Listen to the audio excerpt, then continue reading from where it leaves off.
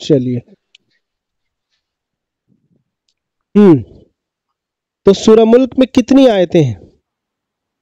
30 آیتیں ہیں. اچھا، سورہ ملک پڑھنے کا معمول کس کا ہے؟ ماشاء اللہ ماشاء اللہ ماشاء اللہ. کس وقت پڑھنے کا معمول ہے؟ عشاء کے بعد. مغرب اور عشاء کے بیچ میں یا عشاء کے بعد، مطلب رات کے حصے میں آپ پڑھ سکتے ہیں. بہت بہتر بہت بہتر. مغرب بات کہی چونکہ رات شروع ہو جاتی ہے. بہت بہتر ماشاء اللہ ماشاء اللہ. تو سورہ ملک کے کچھ فائدے جو بالکل قرآن و حدیث کی روشنی میں اس کو ہم لوگ سمجھتے ہیں پہلے، ہے نا؟ بسم اللہ.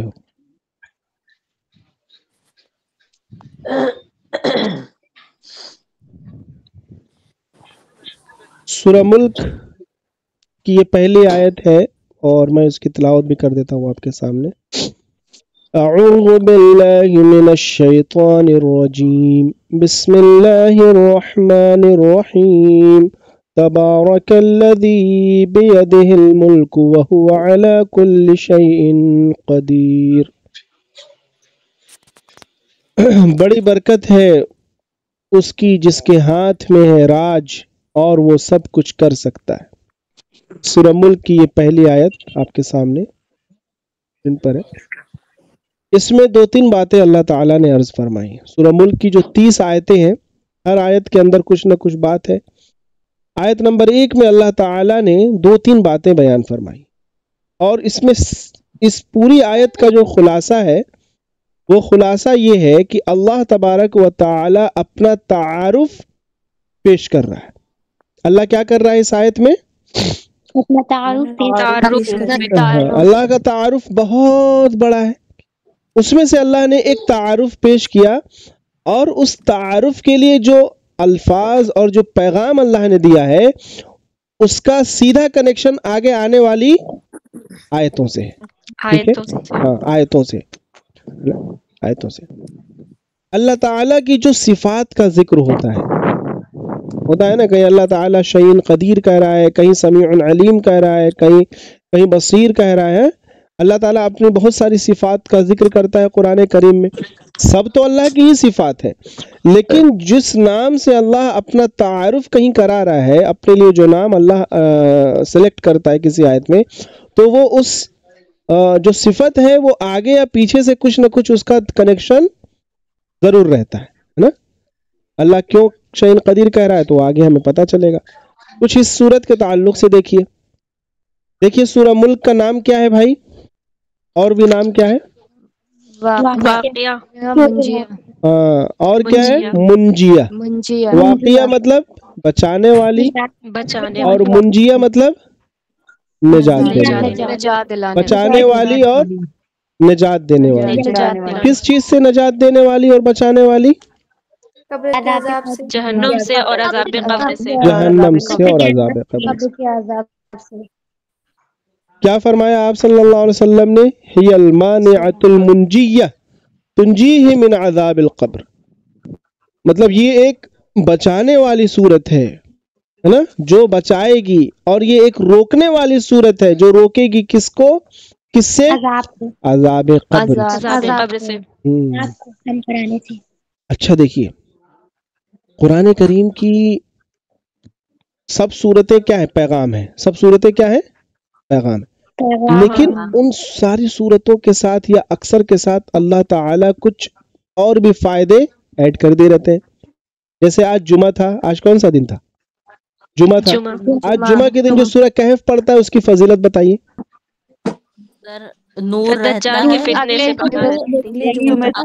دجال کے فتنے سے بچے گا. اور کیا ہے؟ اگلے جمعے تک ایک جمعہ سے اگلے جمعے تک نور ہے. اور کیا ہے؟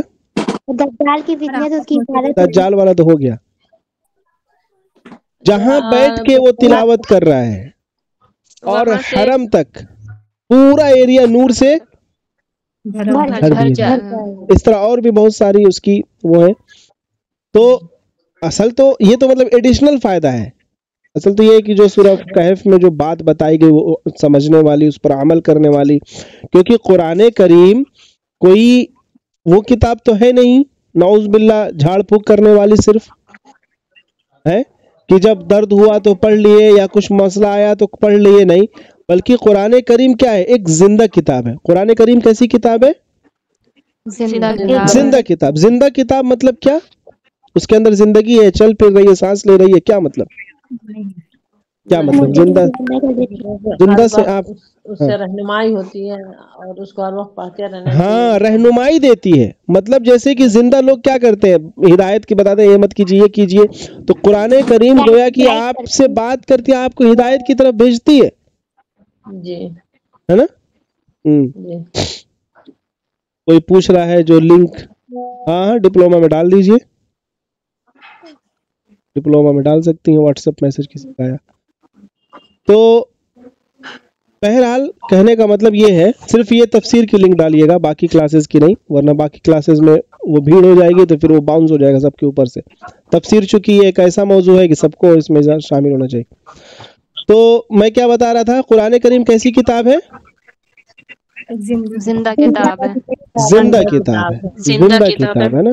قرآن کریم اب زندہ کیوں ہے؟ کیونکہ وہ آپ کی رہنمائی کر رہی ہے، آپ سے بات کر رہی ہے، آپ کی پریشانی آ گئی، آپ کی رہنمائی کر رہی ہے، کچھ حالات ایسے ہوئے، آپ کی رہنمائی کر رہی ہے، اللہ تعالیٰ کیسے راضی کرے، آپ کی رہنمائی کر رہی ہے، حلال کیا چیز ہے، آپ کی رہنمائی کر رہی ہے، حرام کیا چیز ہے، آپ کی رہنمائی کر رہی ہے، ہر معاملے میں قرآن کریم آپ کی رہنمائی کر رہی ہے۔ اور زندہ کتاب وہ ہوتی ہے جس کا پیغام بھی قیامت تک کے لیے زندہ رہے، وہ قیامت تک کے لیے کتاب، ایسا نہیں کہ 1400 سال پہلے جو باتیں بیان کی گئی تھی تو اب ان کی ضرورت نہیں ہے، اب اس کو اپڈیٹ کرنے کی ضرورت ہے، ایسا ہوگا قرآن کے ساتھ؟ نہیں سر، قرآن کو اپڈیٹ نہیں کرنا ہے۔ نہیں، یہ موبائل شریف ہے، یہ موبائل شریف شروع میں آئے تھے اینڈرائڈ جب، اب اینڈرائڈ کا کون سا ورژن چل رہا ہے؟ پتہ نہیں کون سا چل رہا ہے، 8واں 9واں 10واں جو بھی چل رہا ہے، 14 چل رہا ہے، کوئی بتا رہا ہے ہم کو 14 چل رہا ہے۔ تو مطلب یہ کہ کیا ہو رہا ہے اس میں؟ اپڈیٹ ہوتے ہیں، اپڈیٹ کیوں کیے جا رہا ہے؟ کیونکہ نئے فیچر آ رہے ہیں، نئے چیلنجز آ رہے ہیں، نئی چیزیں آ رہی ہیں، اس کا سلوشن اس پرانے والے موبائل کے پاس نہیں ہے، اپڈیٹ کی ضرورت۔ لیکن قرآن کریم کیسی کتاب ہے؟ اس میں ہمیشہ رہنے والی، رہتی دنیا تک کی جو بھی مسائل آئیں گے، جو بھی باتیں آئیں گی، جیسی تبدیلی آئے گی، ان سب کا جواب قرآن کریم میں آپ کو مل جائے گا۔ اب بس وہ نظر چاہیے، اور اللہ تعالیٰ وہ نظر دیتا بھی ہے، اپنے بندوں کو بھیجتا ہے، جو بڑے بڑے مفسرین قرآن کی شکل میں یا علماء کی شکل میں قرآن کی مطلب اس چیز کو نکالتے ہیں، لوگوں کے سامنے بتاتے ہیں۔ تو قرآن کریم کیا ہے؟ زندہ کتاب ہے۔ تو ایک تو فضیلت یہ سب ہے، جیسے کہ اس سے یہ فائدہ ہے کہ بچیں گے آپ، نجات دلائے گی، عذاب قبر سے بچائے گی، یہ اس کی فضیلت ہے، اس کو پڑھنا چاہیے، لیکن اس نیت سے بھی پڑھنا چاہیے کہ اس کے ساتھ مجھے دنیا میں بھی یہ رہنمائی کرے گی، ہے نا؟ ہاں تو سورہ ملک کے کون کون سے نام ہو گئے؟ منجیہ، واقعہ مطلب کیا ہوتا ہے؟ بچانے والی، اور منجیہ مطلب اچھا، کیوں کہا گیا واقعہ اور کیوں کہا گیا منجیہ؟ کیونکہ عذاب قبر سے نجات دینے والی، ہاں عذاب قبر سے بچائے گی اور نجات دلائے گی۔ ٹھیک ہے، آگے بڑھا جائے۔ اب دیکھیے کیا آیا، ایک اور فضیلت، سفارش کرنے والی صورت۔ سفارش کون سی صورت ہے یہ صورت ہے سفارش کرنے والی۔ کون پڑھے گا؟ سر ہم پڑھیے۔ حضرت ابو ہریرہ سے رضی اللہ عنہ سے روایت ہے، بھائی عنہ، ہاں اب عنہ اور عنہا کا فرق آپ لوگ سے غلطی نہ ہو، یہ جی کہ رسول اللہ صلی اللہ علیہ وسلم نے فرمایا، کتاب اللہ میں ایک ایسی صورت ہے، کتاب اللہ میں ایک ایسی صورت ہے جس کی آیتیں تو صرف 30 ہیں، قیامت کے روز یہ ایک شخص کی سفارش کرے گی، یہاں اس کو جہنم سے نکال کر جنت میں داخل کر دے گی، اور وہ صورت تبارک الذی ہے۔ اللہ اکبر، اللہ اکبر۔ इंशाअल्लाह اللہ تعالیٰ اس صورت کو ہم لوگ سیکھ رہے ہیں ہم لوگ عمل کے اعتبار سے تو مطلب نہیں شاید ایسے ہیں، لیکن شاید یہ جو اللہ توفیق دے رہا ہے کہ ہم اس کو سکھا رہے ہیں، پتہ نہیں ہم اس پر عمل کر پائیں نہ کر پائیں، ہم اتنے مضبوط ہو پائیں نہ ہو پائیں، لیکن اللہ سے یہی دعا کی جائے کہ اللہ اس سیکھنے کی نسبت سے اللہ تعالی ہم سب کو جہنم سے بچا لیجیے اور عمل کی توفیق بھی عطا فرما دیجیے۔ اللہ کتنی بڑی بات ہے، کیا ہے اس میں؟ قیامت کے روز سفارش کرے گی۔ کیا کرے گی یہ؟ قیامت کے دن سفارش کرے گی۔ اور جہنم سے نکال کر جنت میں داخل کرنے کا مطلب کیا ہوا؟ اس انسان کے اوپر جہنم واجب ہو گئی ہوگی، فیصلہ ہو گیا تھا، جہنم کا فیصلہ ہو چکا ہوگا ایسے شخص کے تعلق سے نہیں کہ جس کو جنت مل رہی ہے،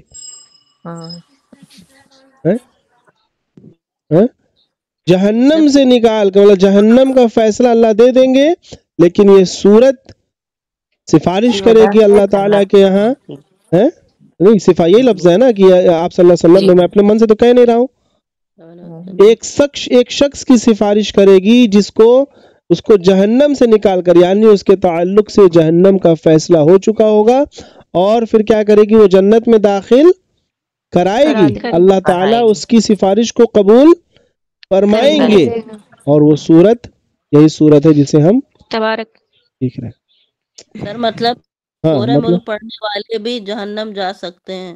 ارے بابا مسلمان جا سکتے ہیں، کیوں نہیں جا سکتے؟ عقیدہ کیا ہے؟ دیکھیے جی، اہل سنت والجماعت کا عقیدہ کیا ہے؟ جہنم میں دو طرح کے لوگ جائیں گے۔ کتنے طرح کے لوگ جائیں گے؟ ایک تو وہ لوگ جن کے لیے جہنم کا فیصلہ ہمیشہ کے لیے ہو گیا، یعنی وہ لوگ ایمان سے محروم تھے، انہوں نے اللہ کے ساتھ شرک کیا، اللہ کا انکار کیا، جو کچھ بھی A to Z جو کچھ بھی، تو وہ ہمیشہ جہنم میں رہیں گے، ان کے لیے خالدین فیہا، جہنم میں ہی رہیں گے۔ اور ایک وہ لوگ ہوں گے، اہل سنت والجماعت کا عقیدہ یہ ہے کہ دوسرے وہ لوگ ہوں گے کہ جنت میں چلے گئے، لیکن کچھ لوگ ایسے ہوں گے جن کے تعلق سے جنت کا تو فیصلہ ہے، لیکن ان کے گناہ درمیان میں حائل ہو رہے ہیں، ان گناہ کے ساتھ وہ جنت میں نہیں جا سکتے۔ تو وہ گناہ کس طرح سے معاف ہوں گے؟ گناہ معافی کی دو شکل ہے۔ گناہ معافی کی کتنی شکل ہے؟ دنیا میں تو یہ ہے کہ آپ توبہ وغیرہ کر لیجئے، دنیا کے بعد کی بات میں بتا رہا ہوں، آخرت کی، اللہ تعالیٰ اپنے رحم و کرم سے معاف کر، اللہ اپنے رحم و کرم سے معاف کر۔ اور دوسرا کیا ہے؟ دوسرا یہ ہے کہ جتنا گناہ ہے جہنم میں ڈال کر کے، اس گناہ کو جلا کر کے، جیسے سونا ہوتا ہے نا، سونے کو، ملاوٹی سونے کو بھٹی میں پگھلا کر کے، تپا کر کے اس کے خالص سونے کو نکالا جاتا ہے، جو پیور 24 کیرٹ والا سونا ہوتا ہے، اور پھر اس کو الگ کر دیا جاتا ہے الگ۔ ویسے ہی مومن کو کیا کیا جائے گا؟ جو گناہ کیا ہے اسی پہ مر گیا، تو جہنم سے نکال کے، جلا کر کے، اس کے گناہ کو جلا کر کے پھر نکالا جائے گا، اور پھر اس کو جنت میں وہ اپنے گناہ کے بنسبت ہو سکتا ہے کوئی کم رہے کوئی زیادہ رہے، ہے نا؟ لیکن میری بہنوں، اللہ سے دعا کرنا چاہیے کہ اللہ میاں سے یہی کہیے کہ اللہ تعالی ہم کو اس پہلے والے میں شامل کر دیجئے جو آپ کی رحمت سے جنت میں چلے جائیں گے، جو آپ کی رحمت سے جنت میں چلے ورنہ جہنم کا کہنا تو آسان ہے کہ جل کے چلے گئے، بچ گئے، آخر جانا ہے۔ سر اللہ کی رحمت کیسے بندوں پر ہوگی؟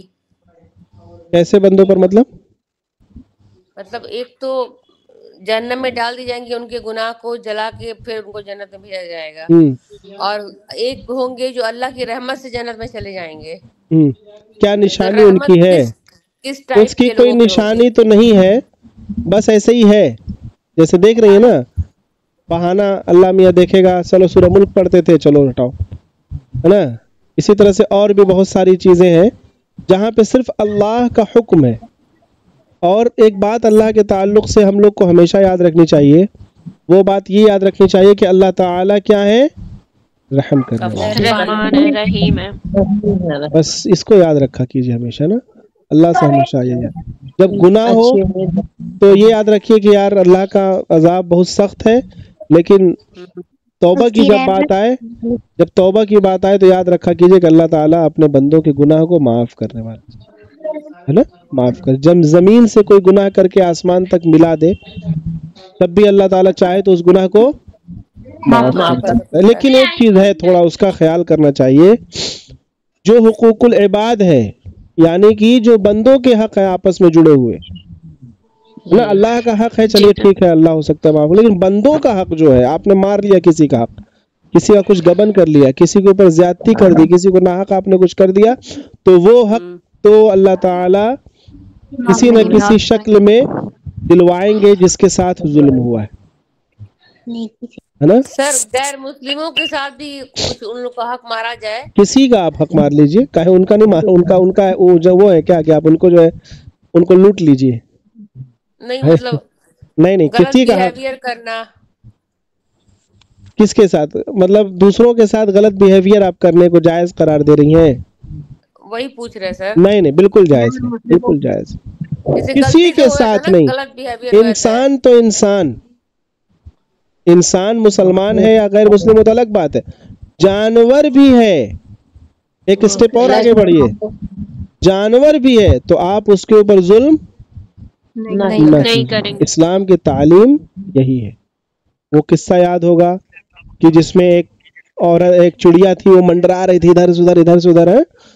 پوچھا آپ صلی اللہ علیہ وسلم نے کیا ہوا، تو بتایا کہ فلاں نے جو اس کے چڑیا کے بچے کو پکڑ کے رکھ لیا یا کیا. تو فرمایا کہ فوراً چھوڑنے کا حکم دیا، اور کچھ اس طرح کے الفاظ بھی فرمائے ہوں گے کہ جس میں کہ بتائے گا کہ مطلب یہ ایک طرف سے صحیح نہیں ہے. آواز بریک ہو رہی ہے میری؟ تو تھوڑا سا نیٹ ورک شاید آپ کی طرف ایشو ہو، تھوڑا سا ایک بار. نہیں مارنا چاہیے کیا پھر؟ نہیں ابھی ایسا نہیں ہے، وہ مار سکتے، اس کا بھی کیٹیگری ہے. اصل دیکھیے بیلنس ہے یہاں پہ، کس کو ستانا ہے کس کو نہیں ستانا. مچھر ہے، بچھو ہے، کھٹمل ہے، سانپ ہے، ازگر ہے، جو آپ کو تکلیف دینے والا ہے آپ اس کو مار سکتے. کیوں؟ کیونکہ آپ اشرف المخلوقات ہیں، ہے نا. یہ غیر مسلم لیڈی اور غیر مسلم انسانوں کو دیکھ کر بہت چڑ ہوتی ہے ہم کو، پتہ نہیں کیوں. ارے تو کنٹرول کیا کیجیے ان کو انسان کی نظر سے، نہیں انسان کی نظر سے دیکھا کیجیے ان کو. اور اگر مان لیجیے ہے تو بھائی ان کے لیے دعا کیا کیجیے، اور کیا کیا کیجیے، چڑھا اڑا مت کیجیے. خاص طور سے آج کل جو حالات ہیں اس میں تو مت چڑھا اڑا کیجیے بھائی. اللہ تعالیٰ اگر غیر مسلموں کو ہدایت دیتا ہے وہ چینج ہوتے ہیں تو وہ لوگ بہت زبردست طریقے سے بالکل ہوتے ہیں ماشاء اللہ سے. ہاں بہت نزدیک سے دیکھا ہے ہوتا ہے. اصل میں ہم لوگ کو وراثت مل جاتا ہے نا سب چیز، جیسے گھر، ہاں پراپرٹی ہم لوگ کو وراثت میں ملتی ہے، گھر دروازہ زمین وراثت میں ملتی ہے، اسی طرح ایمان وراثت میں مل جاتا ہے ہم لوگوں کو. لیکن ان لوگوں کا ایمان کیسے ہوتا ہے؟ کھوجنے کے بعد ملتا ہے، تو اس کا لیول ہی دوسرا آتا ہے. محنت کی بات ہی الگ ہے. آگے بڑھا جائے. جی سر. دیکھیے دو باتیں ہوئی سورہ ملک کے تعلق سے. نمبر 1 کیا ہوا؟ سورہ ملک کے 2 نام کون کون سے؟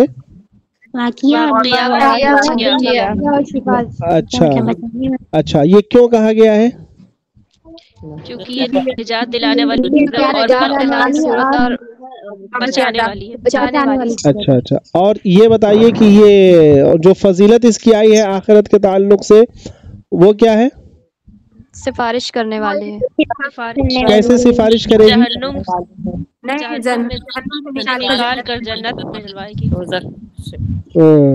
جہنم سے نکال کر کے جنت میں، جس کے تعلق سے فیصلہ ہو گیا ہوگا.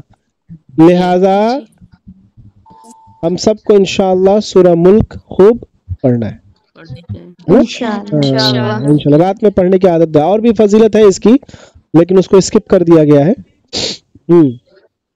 اب دیکھیے یہاں پہ کیا تفسیر اور توضیح آ رہی ہے. میں نے بتایا نا کہ یہ جو پہلی آیت ہے اس میں اللہ تعالیٰ نے کچھ بات بیان فرمائی ہے. اپنا انٹروڈکشن اللہ نے دیا. کیا انٹروڈکشن ہے؟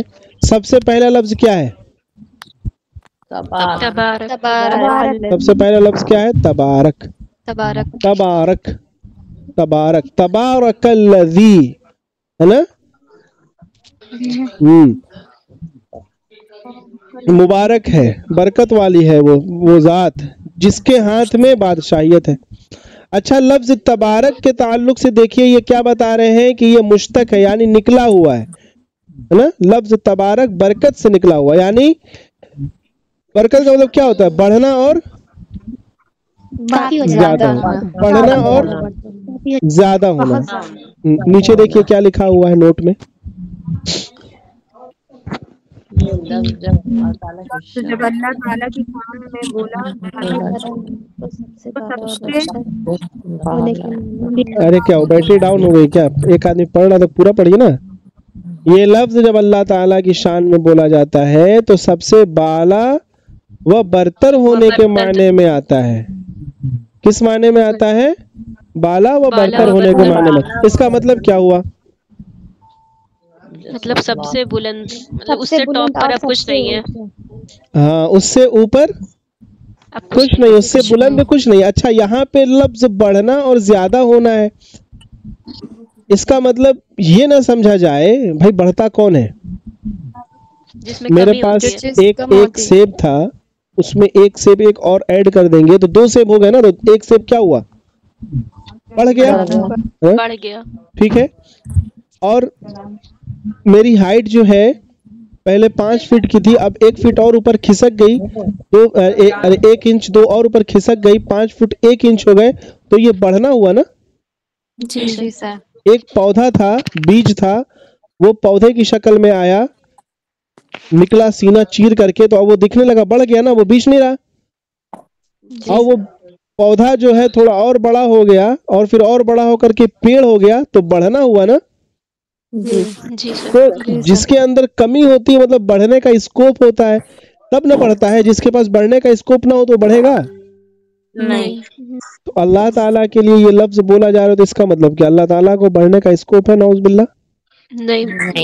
ہاں، وہی بات یہاں بتائی جا رہی ہے. اس کا مطلب یہ نہیں ہے کہ تبارک مطلب بڑھنا ہوتا ہے. اس کا مطلب کہ اللہ تعالیٰ بڑھ رہے ہیں، اس کی شان بڑھ رہی ہے، اس کی بادشاہیت بڑھ رہی ہے، اس کی قدرت بڑھ رہی ہے. نہیں، وہ لاسٹ لیول ہے. وہ لاسٹ لیول ہے. اس میں نہ کمی ہو سکتی ہے، کم ہونے کا تصور ہی نہیں ہے، اور زیادتی بھی نہیں ہو سکتی، کیونکہ اس کے آگے جگہ ہی نہیں ہے. کچھ ہے. بالکل لاسٹ لیول ہے نا، بالکل لاسٹ لیول ہے. تو اسی سے مراد، تبارک سے مراد مطلب وہ لاسٹ لیول مراد ہے. اللہ تعالیٰ کے تعلق جب کہا جائے اور انسان کے تعلق جب کہا جائے تو اس کا مطلب یہی ہے کہ ہاں یہ عظمت ہے، لیکن اس کے آگے بھی جگہ ہے نا. اللہ کے شان میں بولا جائے تو مطلب یہ کہ بالکل لاسٹ لیول ہے، بلند اور بالا تر ہے. اس کا مطلب یہ نہ لیا جائے کہ نہیں ابھی لگ رہا ہے کچھ اور ہے نا. ہاں، جیسے اللہ اکبر. سمجھ بات آئی یہ والی تبارک والی؟ جی سر. آگے بڑھا جائے. جی سر. اچھا، اب دیکھیے کیا ہے. بیدہ الملک. بیدہ الملک.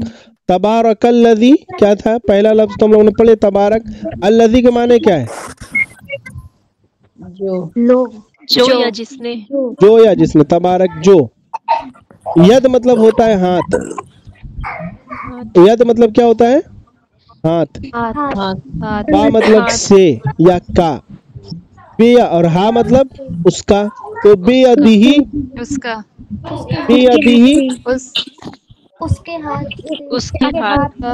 ہاتھ سے، اس کے ہاتھ میں. ترجمہ اردو میں چونکہ ایسا با کا کہیں میں بھی کرنا پڑے گا. کیا ہے؟ ملک. مطلب کیا ہے؟ بادشاہی. بادشاہی. تو یہاں پہ ایک لفظ آ گیا ہے ید. کیا آ گیا ہے؟ بیدہ الملک. اسی کا جواب یہاں دے رہے ہیں. کیا لکھا ہے؟ اللہ شان کے لیے قرآن کریم میں اللہ شان کے لیے قرآن کریم میں سے جا بجا لفظ یعنی जा बजा लफ्ज यद है, यद बेमाने हाथ इस्तेमाल हुआ है, हाथ इस्तेमाल हुआ है। अल्लाह ताला जिस्म और अज़ा से पाला व बरतर है। हाँ हरूफ मुशाबहत। आगे पढ़। हाँ ये आगे पढ़िए। हाँ ये लफ्ज़ मुशाबहत में इसमें से है जिसके हक होने पर ईमान लाना वाजिब है और इसकी कैफियत व हकीकत किसी को मालूम नहीं हो सकती। इसी के दर पे होना दुरुस्त नहीं। हाँ हुरूफ़े मुशब्बहा, हुरूफ़े मुतशाबिहात, हुरूफ़े मुतशाबिहात। हुरूफ़े मुतशाबिहात क्या है? मतलब ये कि जिसके दो माने हो सके, है ना? अब हाँ हम ये कहेंगे कि मेरे हाथ में,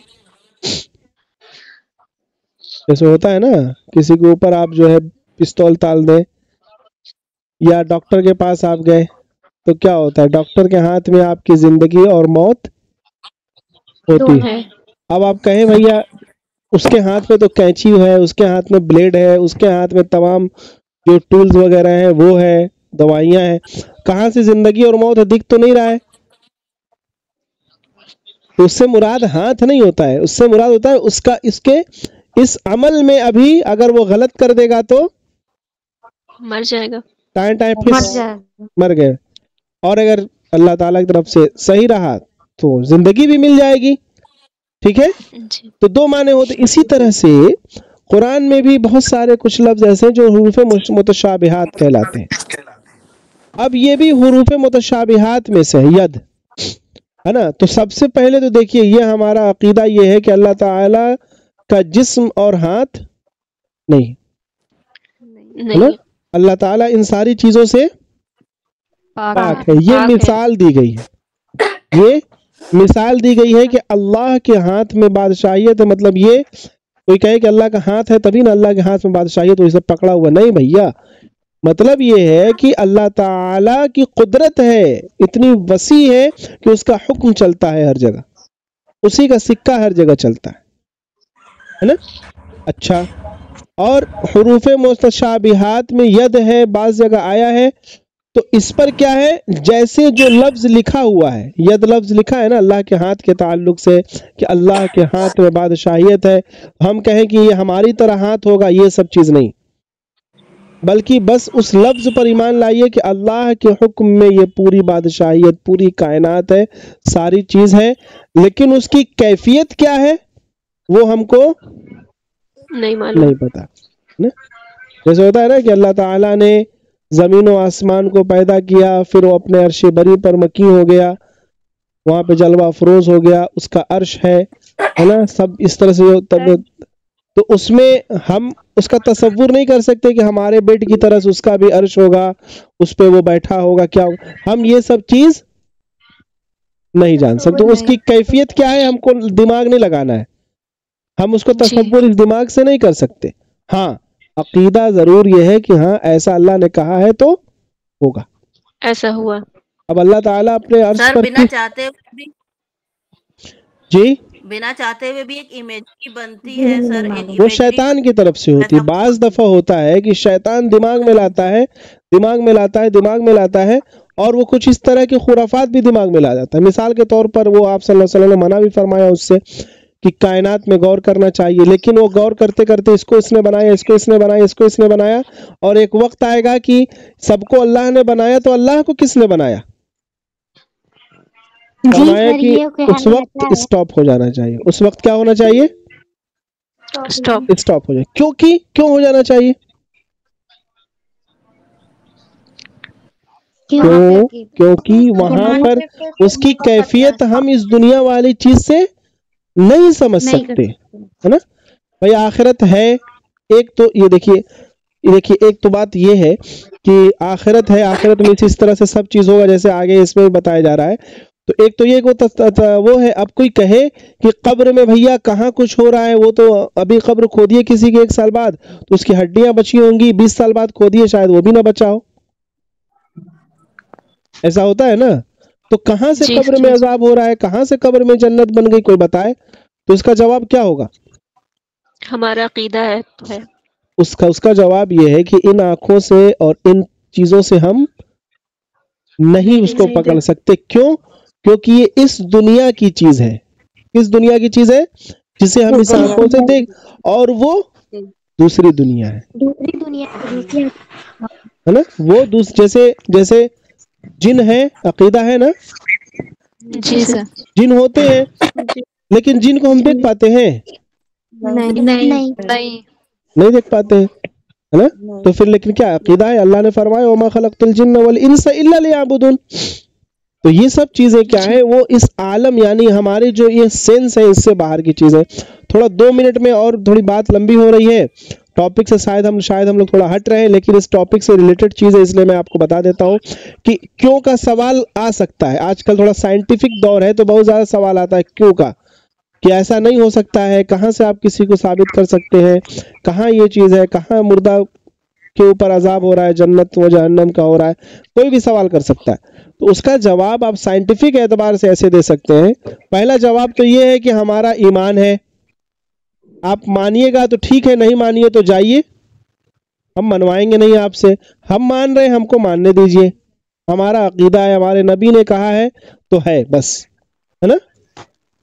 اور دوسری طور پر اگر اپنے اس طرح سمجھنا چاہیے تو اللہ نے اس دنیا میں جو نظام بنایا ہے کسی بھی چیز کو سمجھنے کا، سیکھنے کا، یا کسی بھی چیز کے تعلق سے خیر اور شر کا جو ایک آپ اوپینین دے سکتے ہیں، ایک اپنا ایک نظریہ آپ قائم کرتے ہیں، وہ کیسے قائم کرتے ہیں؟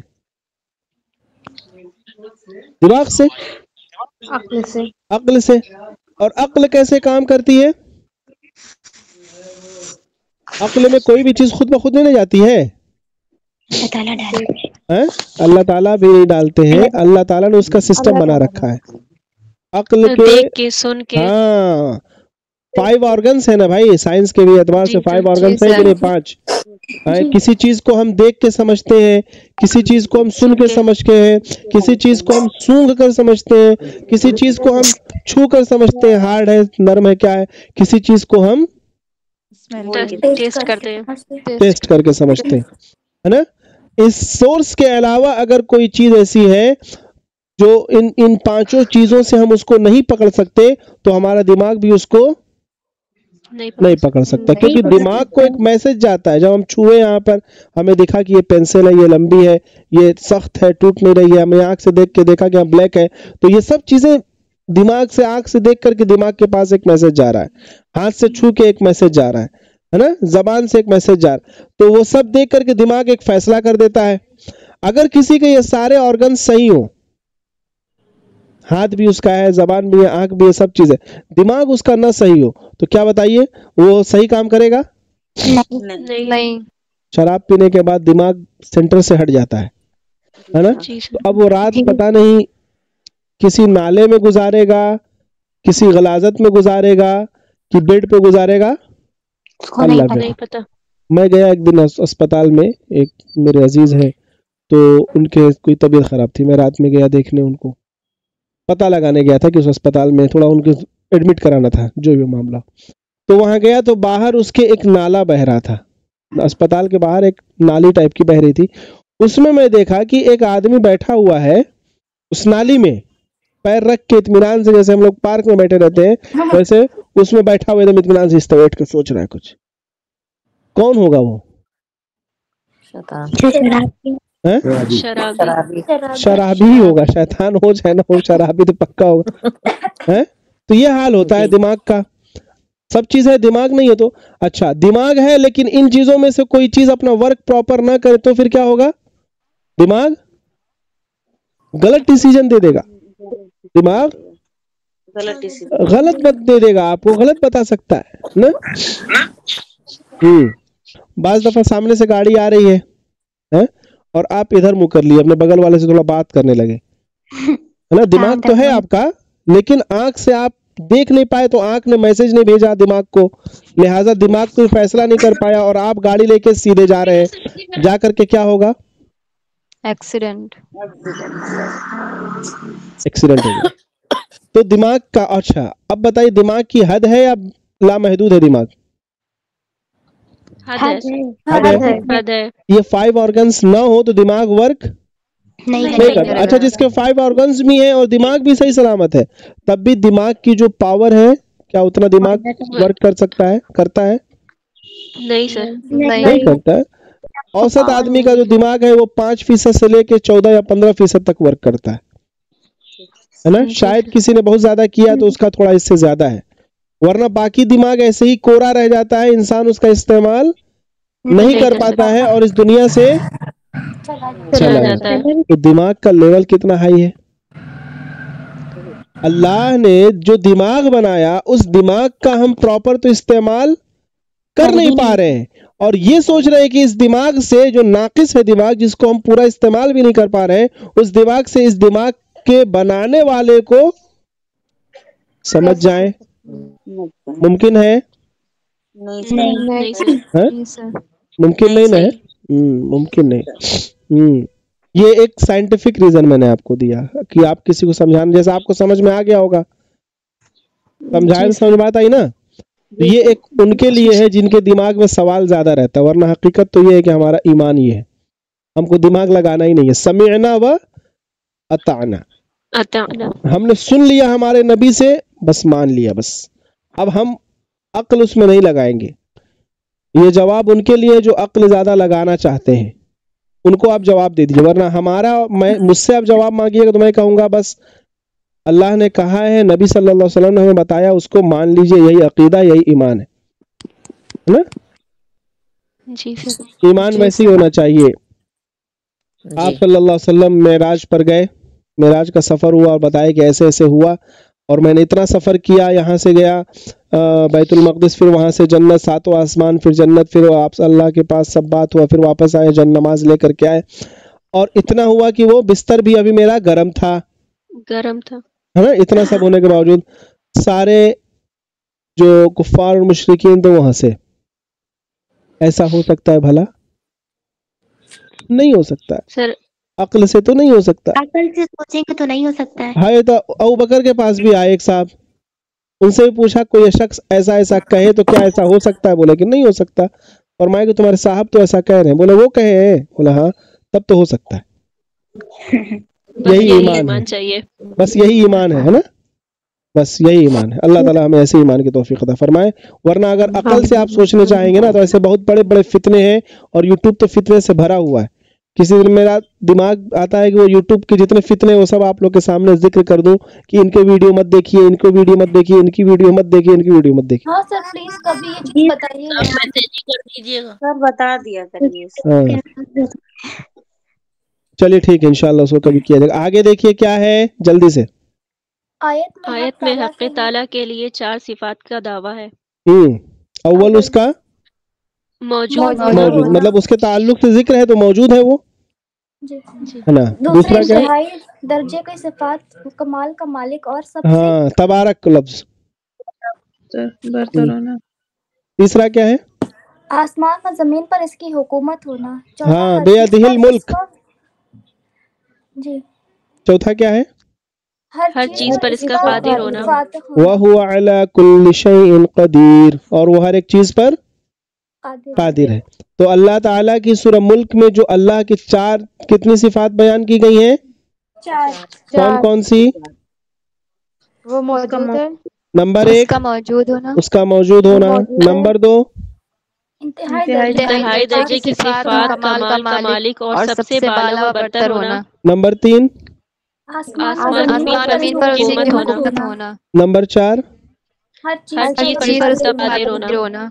हाँ, है ना। ये 4 चीज याद रखिएगा। पहले आयत की ये 4 चीजें ये क्या है, उसका खुलासा है कि इसमें अल्लाह ताला ने 4 चीजों का जिक्र किया। अव्वल अल्लाह ताला मौजूद है, नंबर 2 वो बुलंद और बालातर है, उसकी सिफात बिल्कुल कमाल है।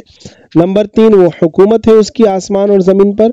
नंबर 4 वो कादिर है, हर एक चीज पर उसकी कुदरत है ना, कोई चीज उसकी कुदरत से बाहर नहीं है। तो ये सूरह मुल्क की पहली आयत के अंदर ये पैगाम हमें मिले हैं ना।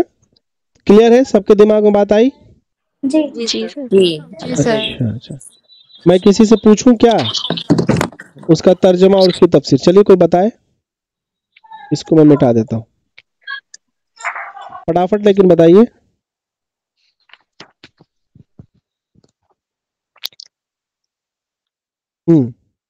तबारकल्लज़ी बियदिहिल मुल्क व हुवा अला कुल्लि शैइन क़दीर। तबारक मतलब बरकत वाला, बड़ी बरकत वाला है वो जिसके नहीं हाथ नहीं, में। एक एक लफ्ज का तर्जुमा। तबारक आप लोग सब तर्जुमे वाले हो गए ना, अपना तर्जुमा कीजिए।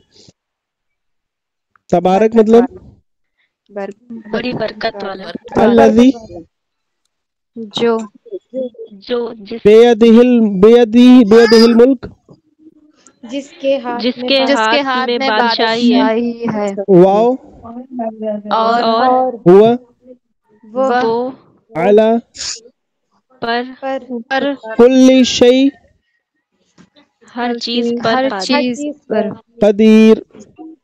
कादिर है। अच्छा, ये कदीर का मतलब कादिर, इसका और कोई खुलासा कर सकता है?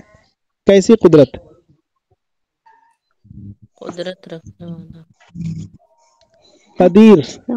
रहीम, रहीम किसी को याद है? चार में है सर मुसलसल रहम करने वाला। हाँ, ऐसा नहीं कि उसकी कुदरत आज है और कल उसकी कुदरत खत्म हो जाएगी, नहीं, बल्कि उसकी कुदरत आज भी है, हमेशा कल भी रहेगी और हमेशा से थी। अल्लाह की कुदरत है ना कदीर। उस वजन पे जो भी आए तो उसका मतलब यही होगा। चलिए माशाअल्लाह माशाअल्लाह, आगे बढ़ा जाए। अब देखिए क्या है, अब उस आयत के बाद एक पैगाम। ये आयत तो ऐसी है कि दिल में अगर उतर गई तो इंसान को मतलब अमल पर उभारने के लिए काफी। इस्तेहज़ार अगर इस आयत का रहे तो क्या फरमाया? अल्लज़ी खलक़ल मौत वल हयात लियब्लुवकुम अय्युकुम अहसनु अमला व हुवल अज़ीज़ुल गफूर। जिसने बनाया मरना और जीना ताकि तुमको जांचे कौन तुम में अच्छा करता है काम, और वो जबरदस्त है बख्शने वाला। अल्लाह, क्या फरमाया गया इसमें? अल्लज़ी का माने जिसने खालका, पैदा किया, बनाया। खालका कौन सा वर्ब है? माजी है, पहले माजी। मौत मौत सब्जेक्ट हो रहा है कि ऑब्जेक्ट हो रहा है? ऑब्जेक्ट। क्यों हो रहा है? ऑब्जेक्ट। हाँ, इसम तो है, लेकिन खालका का सब्जेक्ट है कि ऑब्जेक्ट है?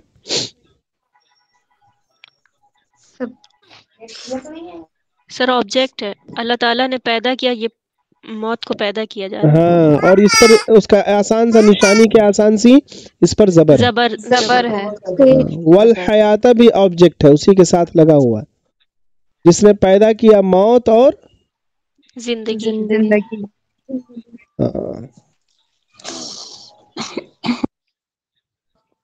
क्या है भाई? देखिए, मौत और हयात की हकीकत। अहवाले इंसानी, ये चूंकि उर्दू मेरी लिखी हुई है तो शायद अहवाले इंसानी मतलब इंसान के ऊपर जितने भी हालात आते हैं, इंसान के ऊपर जितने भी हालात आते हैं, जैसी भी चीजें होती हैं, जो भी भलाई होती है, जो भी खैर होता है, जो भी शर होता है ना, जो भी आजमाइश आती है, जो भी इनाम बरसता है, कमजोर होता है, मजबूत होता है ना, नेकी करता है, गुनाह करता है, वो सब किस चीज के दरमियान करता है? जिंदगी और मौत, दो चीजों के दरमियान। पैदा हुआ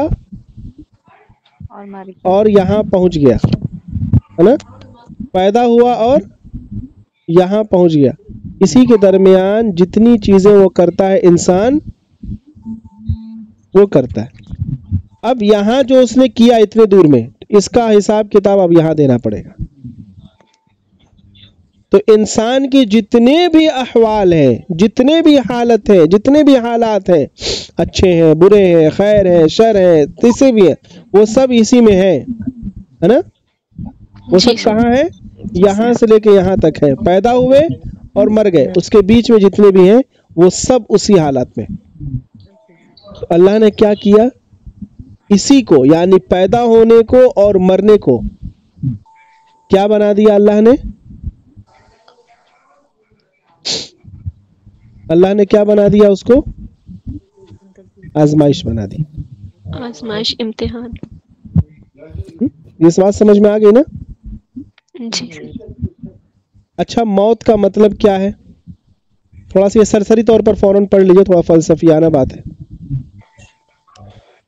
موت عدم محض کا نام نہیں، بلکہ روح اور بدن کا تعلق منقطع کر کے روح کو ایک مکان سے دوسرے مکان میں منتقل کرنے کا نام مطلب یہ نہیں کہ آدمی مر گیا تو ختم ہو گیا، آدمی مر گیا تو ختم ہو گیا، بلکہ کیا ہے؟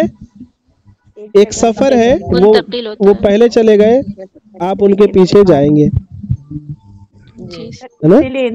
انتقال، منتقل ہو گیا، ایک جگہ انتقال ہو گیا نا، ختم نہیں ہوا، بلکہ حقیقت میں تو شروع ہوا،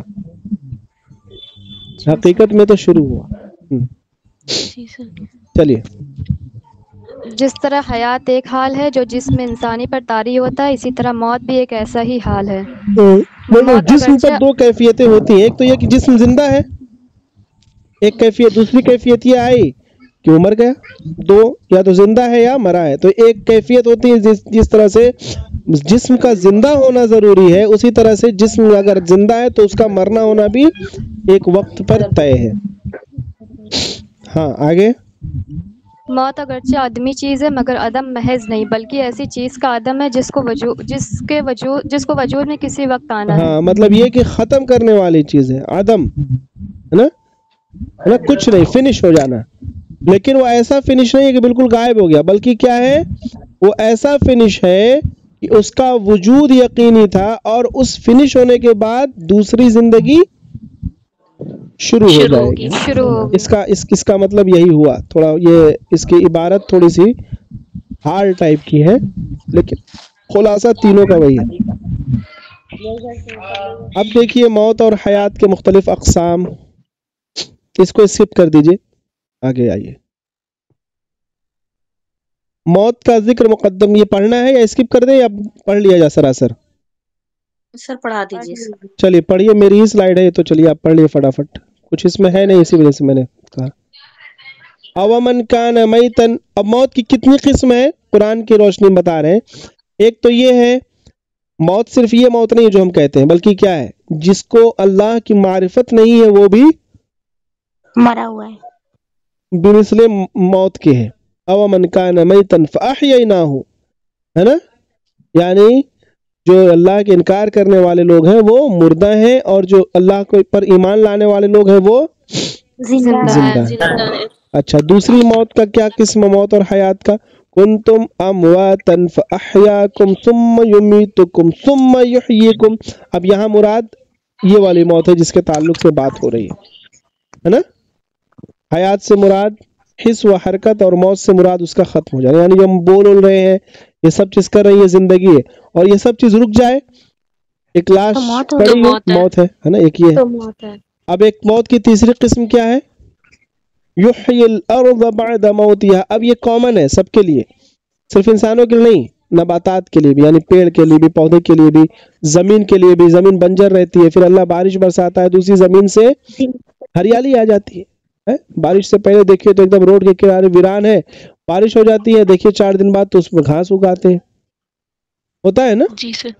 تو یہ سب چیزیں کیا ہے؟ زندگی اور موت کے مختلف قسم ہیں، لیکن یہاں مین بات جو ہو رہی ہے وہ کون سی موت کی بات ہو رہی ہے؟ اس کی بات ہو رہی ہے جو حرکت ختم، ہاں، مطلب جو موت، زندگی ملی ہے پھر وہ زندگی ختم ہو گئی تو موت آ گئی، اس کی بات ہو رہی ہے۔ موت کا ذکر مقدم کرنے کی وجہ کیا ہے؟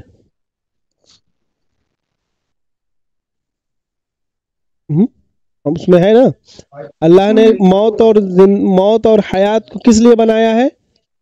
اس لیے بنایا ہے کہ کون؟ آزمائش کے لیے۔ تو موت کا وقت مقدم کیوں ہے؟ सर क्योंकि मौत अपनाए से हम लोग अच्छे बुरे हर चीज जो फैसला अल्लाह ताला करेगा। यहाँ देखिए एक इमेज हर है, चीज जो इससे कुछ वजूद समझ में में आई आ वो रहा है? पहले मौत। हाँ, इस इमेज से कुछ समझ में आ रहा है?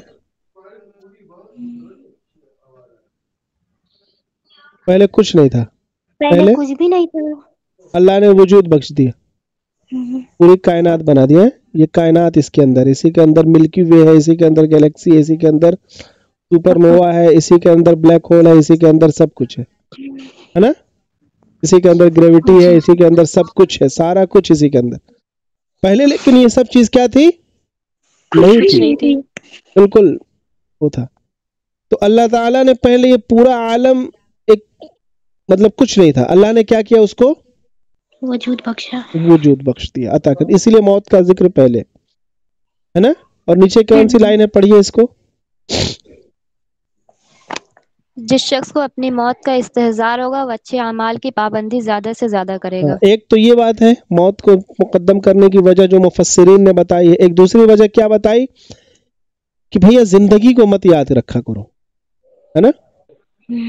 जिंदगी को याद मत रखा कीजिए, अपनी मौत को याद रखा कीजिए, मरना है हमको एक दिन, है ना? क्या याद रखा कीजिए? मौत को याद रखा कीजिए, मौत को।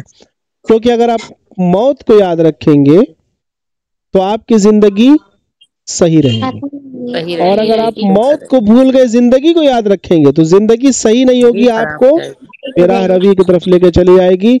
फिर आपकी खूब प्लानिंग होगी कि हम ऐसा कर ले, वैसा हो जाएगा, मुझे ऐसा रहना वैसा रहना है, और हकीकत ये है कि आपकी प्लानिंग हो गई।